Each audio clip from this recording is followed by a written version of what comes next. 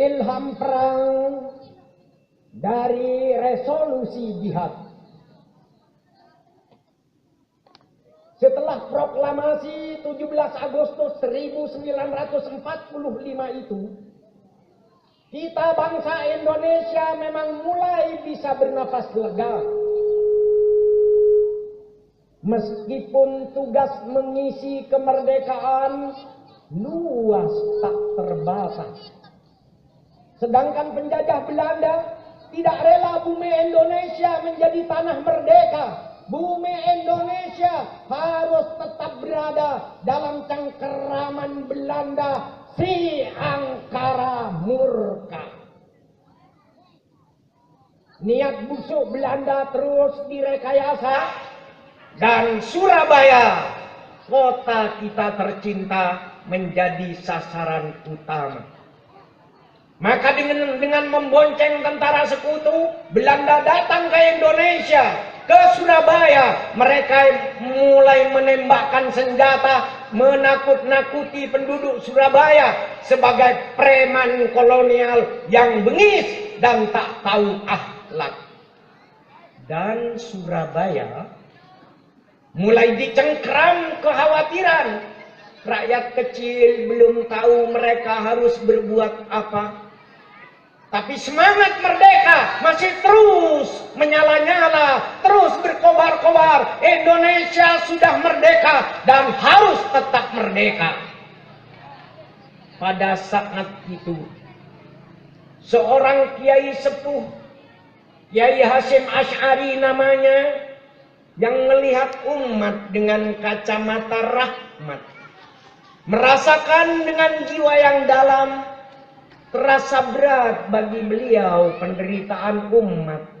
Lalu beliau mengumpulkan para kiai dan ulama seluruh Jawa dan Madura untuk menyelesaikan masalah umat, masalah bangsa dan negara kesatuan Republik Indonesia yang sudah merdeka. Dari kejernihan jiwa Kiai Hasyim yang takarrub kepada Allah, yang didukung oleh akal sehat kolektif serta hasil istikharah para ulama, maka tercetuslah fatwa resolusi jihad bahwa setiap muslim wajib berjuang membela tanah air Indonesia, dan mereka yang gugur di medan perang melawan penjajah sebagai kusuma bangsa mati syahid di jalan Allah. Fatwa Kiai Hasyim itu, fatwa yang cerdas dan penuh tanggung jawab itu beredar ke seluruh tanah Jawa. Fatwa itu yang dicatat sebagai mustika jiwa oleh seorang anak muda Surabaya bernama Bung Tomo. Pemuda cerdas berumur 25 tahun itu. Kemudian anak-anak santri untuk sementara menutup dan menyimpan kitabnya. Para petani lalu meninggalkan sawahnya dan mengasah parangnya. Yang lain menyiapkan bambu runcing sebagai senjata. Tentara menyiapkan menyiapkan senjata apa adanya untuk menyambut kedatangan musuh dengan iman kepada Allah dan keberanian yang sempurna. Amboy, jangan lupakan peristiwa itu. 10 November 1945 tanggalnya, tentara sekutu dan Belanda datang lagi dengan niat memporak-porandakan Surabaya serta hendak menghancur leburkan semangat kemerdekaan. Bung Tomo berteriak, Allahu Akbar, Allahu Akbar, Allahu Akbar. Teriakan takbir Bung Tomo berkumandang di atas angkasa Surabaya. Arek-arek Surabaya, putra-putra Mojokerto, Jombang, Pasuruan dan Madura, para santri, tentara, pedagang kecil, buruh serta pemberani lainnya terjun ke medan perang membela kemerdekaan. Allahu Akbar, Allahu Akbar. Surabaya banjir darah. Allahu Akbar. Surabaya jadi lautan api. Jasad para pejuang yang ditembus senjata musuh bergelimpangan di jalan-jalan raya. Luka-lukanya yang merah mekar seperti bunga mawar, bersanding dengan keikhlasan jiwa mereka yang putih seperti melati, mawar dan melati, mawar merah, melati putih, mawar merah, melati putih, mawar dan melati, merah dan putih. Allahu Akbar. Merah dan putih, bendera tanah airku. Dengan Allahu Akbar, bom-bom dan tang-tang musuh dianggap kecil. Dengan Allahu Akbar, tembakan dari udara dianggap kecil. Mitralyur Belanda dan Inggris yang melesat ganas menjadi kecil.